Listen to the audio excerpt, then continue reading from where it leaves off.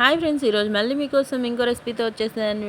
అదేంటంటే బియ్యం పిండి జొన్న పిండి కలిపి ఇలా ఒక్కసారి రొట్టె చేశానమాట. దీనిలో నేను సొరకాయ కూడా వేశాను. ప్రాసెస్ ఇంగ్రీడియంట్స్ క్లియర్గా వివరించి చూపించి చెప్తాను. ఈ రొట్టె దేంతో తిన్నా బాగుంటుంది, ఇలా ఉడిగా తిన్నా సూపర్గా ఉంటుంది. అంటే కర్రీ కానీ పచ్చడి కానీ ఏమీ లేకపోయినా డైరెక్ట్గా ఇలా తినేసేయచ్చు. మీరు సైడ్ ఏమైనా చేసుకున్నా ఇబ్బంది లేదు, అలా కూడా బాగా ఉంటుంది.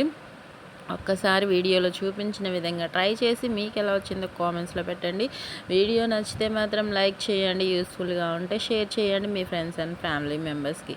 చాలా బాగుంది, ట్రై చేసి చెప్పండి. స్నాక్ లాగా కూడా తినచ్చు, బ్రేక్ఫాస్ట్ డిన్నరు ఎలా అయినా తినచ్చు. Healthy tasty. ఓకేనా, ప్రాసెస్ చూసేద్దాము. సొరకాయ 1/2 kg ముక్క తీసుకున్నాను.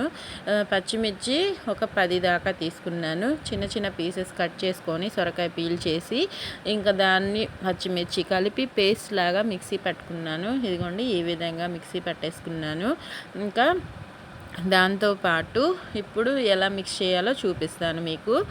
ముందుగా అయితే జొన్న పిండి తీసుకుంటున్నాను. ఇలా పిండ్లు అవైలబుల్గా ఉంటే ఎప్పటికప్పుడు మనం ఏదైనా ట్రై చేసేయచ్చు కదా. ఇదిగోండి, ముందుగా జొన్న పిండి 2 కప్పులు తీసుకున్నాను. అంటే మా ఇంట్లో వాళ్ళు తినేదాన్ని బట్టి. బియ్యం పిండి ఒక 2 కప్పులు. ఇది బియ్యం పిండి అనమాట.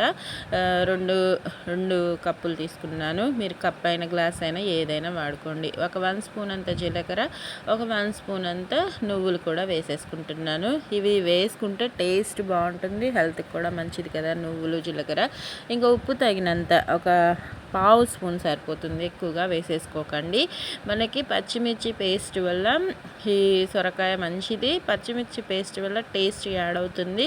పచ్చిమిర్చి తినని వాళ్ళు కూడా ఈ రూపంలో తినగలిగేలా ఉంటుందన్నమాట. కొద్దిగా కారంగా టేస్ట్ అయితే యమ్మీగా అనిపించింది నాకైతే.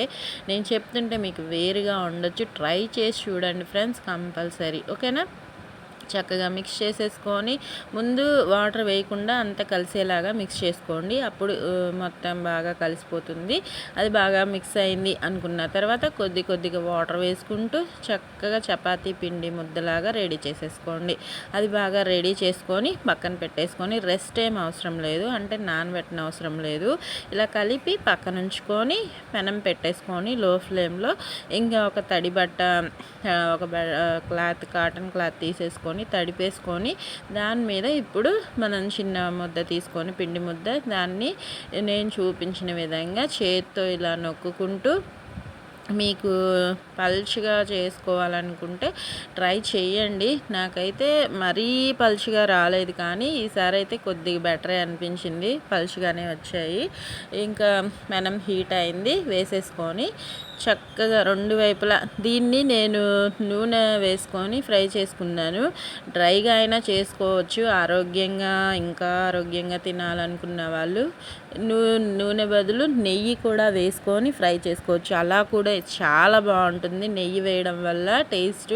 ప్రస్తుతానికి నెయ్యి అంత అవైలబుల్గా లేదు కాబట్టి ఆయిల్ వేసుకొని, అది కూడా 1/2 స్పూన్ సరిపోతుంది ఆయిల్ కానీ నెయ్యి కానీ ఇబ్బందిగా అనిపించిన వాళ్ళు అసలు ఏమీ లేకపోయినా డ్రైగా అయినా ఫ్రై చేసుకొని తినేసేయచ్చు, బాగుంటుంది.